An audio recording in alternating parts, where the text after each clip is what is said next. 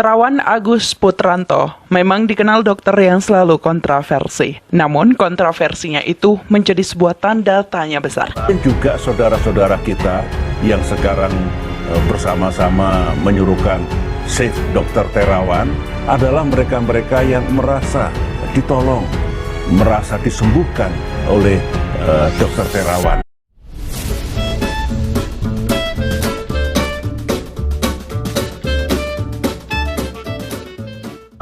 Ilmu pengetahuan khususnya membuat dendritic cell vaksin imunoterapi atau vaksin Nusantara. Sekarang di seluruh dunia sedang membicarakannya, termasuk terakhir dari New York dan sebagainya, karena di Elsevier sudah terbit jurnal ya PubMed. Itu isinya adalah dendritic cell vaksin imunoterapi atau vaksin Nusantara, the beginning of the end, cancer and COVID-19. Yang merasa ditolong. Saya punya sahabat, seorang pemimpin dunia, tidak perlu saya sebut namanya, memiliki keluhan di bagian kepala, berobat ke dua negara tetangga kita yang dianggap maju dalam bidang kedokteran, tidak sembuh, kemudian akhirnya datang ke Jakarta karena dia seorang Perdana Menteri. Dr. Terawan sempat menyampaikan kepada saya dan saya bilang silahkan sesuai dengan apa yang berlaku selama ini. Singkat kata, sahabat saya itu sembuh. Mungkin juga saudara-saudara kita yang sekarang bersama-sama menyuruhkan Save Dr. Terawan adalah mereka-mereka yang merasa ditolong, merasa disembuhkan oleh Dr. Terawan. Orang-orang yang memberitahu saya itu menunjukkan bukti. Pak SBY dia sembuh, Bu SBY sembuh, Pak Trisno yang dulu ke sana sampai digotong pakai tongkat, begitu diterapi sama dia langsung pulang dengan jaga. Pak Mardiono juga semua. Dan tidak ada cerita korban dari Pak Terawan itu. Sehingga saya ke sana, begitu saya ke sana, saya cerita, "Dok, saya ini punggung sakit, menoleh ke kanan ke kiri, tidak lancar, mau salaman juga tidak refleks seperti dulu. Kalau dulu saya salaman kan begitu mantap gitu. Sekarang itu masih lambat gitu. Kayaknya ada sesuatu." Lalu di ronsen sama dia seluruh badan, dia bilang temukan di kepala saya itu ada sumbatan untuk oksigen masuk. Terawan Agus Putranto memang dikenal dokter yang selalu kontroversi. Namun kontroversinya itu menjadi sebuah tanda tanya besar.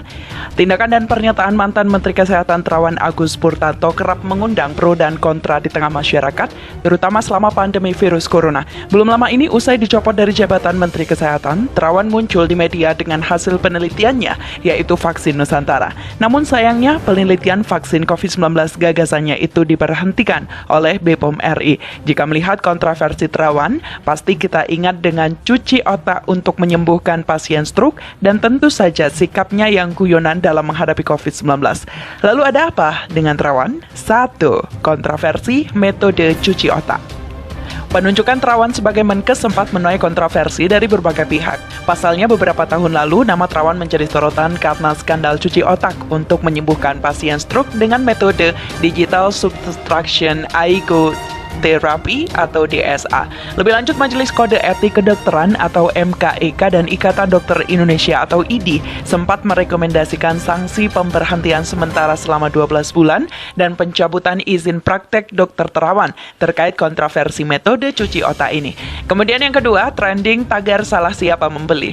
Awal tahun 2020 lalu, saat COVID-19 mulai merabak di Indonesia, Menteri Terawan sempat menjadi topik perbincangan di Twitter. Sang Menkes menjadi trending dengan tagar salah siapa membeli karena pernyataannya yang menyalahkan para pembeli masker dengan harga tinggi. Saat itu Terawan juga menilai orang yang sehat tidak perlu menggunakan masker untuk mengantisipasi virus. Beliau menambahkan masker hanya perlu dipakai orang yang sakit. Penilaiannya ini tak lama terbantahkan karena pemerintah kemudian mengimbau seluruh masyarakat untuk menggunakan menggunakan masker saat beraktivitas. Sebelum kedapatan menyalahkan masyarakat yang membeli masker dengan harga tinggi, Terawan terlebih dahulu mengundang kontroversi karena candaannya terkait COVID-19.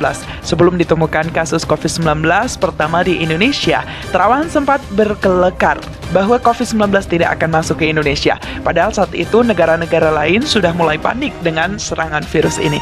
Terawan juga dengan santai menyatakan Indonesia kebal dari COVID-19 karena kekuatan doa. Negara-negara lain bahkan sempat menyoroti Indonesia lantaran pemerintah belum juga mengumumkan adanya kasus. Tak cukup sampai di situ, Terawan bahkan meminta masyarakat Indonesia untuk enjoy dalam menghadapi COVID-19 ini. Keempat, tak kunjung hadir di mata Najwa.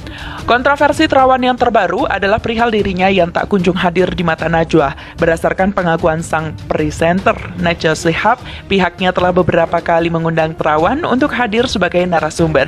Namun hingga kini Terawan belum menampakkan diri di acara tersebut. Terawan yang tak kunjung hadir di mata Najwa kemudian menjadi perbincangan di media Twitter dengan tagar @matanajwa menanti Terawan. Tagar ini merupakan bentuk harapan Najwa Shihab agar sang menteri bersedia hadir di acaranya. Kelima, absen dari media. Sebelum ramai dibicarakan karena tak kunjung hadir di mata Najwa, keberadaan Terawan memang sudah menjadi sebuah tanda tanya besar dalam beberapa bulan terakhir. Padahal di tengah semakin meningkatnya kasus COVID-19 di Indonesia saat ini, Menteri Kesehatan yang merupakan sosok yang sangat dibutuhkan. Jika mengingat kembali, Terawan mulai jarang muncul di publik sejak penunjukan Ahmad Yuryanto juru bicara pemerintah untuk kasus COVID-19. Kini namanya hanya terlihat dalam surat persetujuan atau penolakan kebijakan PSBB. Namun pernyataannya yang sangat dibutuhkan itu justru tak pernah terdengar lagi. Hingga akhirnya Dr. Terawan dicopot dari jabatannya sebagai Menteri Kesehatan oleh Presiden Joko Widodo. Vaksin Nusantara merupakan vaksin COVID-19 yang sedang dikembangkan di Indonesia dan kini tengah menjadi perbincangan banyak orang. Pengembangan vaksin Nusantara diinisiasi oleh mantan Menteri Kesehatan Terawan Agus Putranto dan dikembangkan di RSUP Dr. Karyadi Semarang dan Universitas Diponegoro. Vaksin Nusantara kini telah selesai menjalani tahap uji 1 dan seharusnya dilakukan uji klinis tahap 2. Namun sayang, BPOM RI tidak memberikan izin dan penelitian vaksin diberhentikan. Namun kekinian Dr. Terawan mendapat dukungan dari Komisi 9 DPR RI. Mereka pun menjadi relawan untuk disuntik vaksin Nusantara. Itu dia kontroversi Terawan, mulai dibenci ID hingga vaksin Nusantara besutannya diberhentikan BPOM. Langkah Dr. Terawan Agus Putranto tak henti-hentinya mendapat ganjalan setelah metode pengobatannya dengan pendekatan cuci otak ditolak rekan-rekan sejawatnya. Kini vaksin temuannya juga mendapat penolakan dari BPOM. Penolakan vaksin Nusantara temuan Dr. Terawan terungkap dalam rapat kerja DPR RI Komisi 9 10 Maret 2021 adalah Lucia Rizky Andalusia yang mewakili BPOM menyampaikan alasannya mengapa BPOM belum memberi izin peneliti dan uji klinis kepada vaksin Nusantara karena pihaknya harus berhati-hati. Selain itu, BPOM juga mempersoalkan antigen yang diimpor dari Ayurveda. Kami harus memastikan keamanannya dan dia sudah tidak terkandung dalam sel dendritik. Oleh karena itu, kami meminta dilakukan uji preklinik pada hewan, tutur Lucia. Sementara itu, para peneliti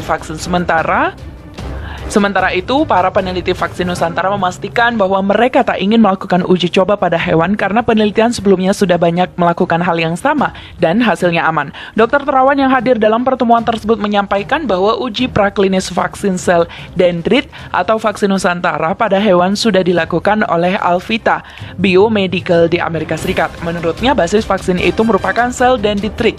Sudah pernah diteliti dan sering digunakan untuk terapi kanker. Terawan juga mengungkapkan bahwa hasil dari uji praklinis vaksin Nusantara ke hewan yang dilakukan oleh Alvita Biomedical telah dikirimkan Terawan ke Guru Besar Biologi Molekuler Universitas Airlangga atau UNER Hairul Anwar Nidom. Hasilnya ada, kita akan kirimkan vaksin safety dan efikasi pada uji bintang ini juga sudah dikonsultasikan ke Prof. Nidom. Sudah saya kirim, ujar Terawan. Nidom yang juga hadir dalam rapat tersebut membenarkan hal tersebut dan menjelaskan bahwa laporan uji praklinis pada hewan yang diterimanya sudah sesuai dengan uji atau penelitian vaksin pada umumnya. Selain itu, ungkap Nidom tak ada perubahan apapun dalam uji coba penggunaan tikus oleh pihaknya. Apalagi lanjut Nidom, penggunaan sel dendritik sudah sering digunakan untuk terapi pada pasien kanker. Adapun vaksin Nusantara mengkombinasikan sel dendritik seorang antigen yang kemudian disuntikan ke tubuh. Nidom juga menilai bahwa metode Dedintrik mampu mengatasi mutasi COVID-19 termasuk varian baru yang telah masuk ke Indonesia yaitu B117.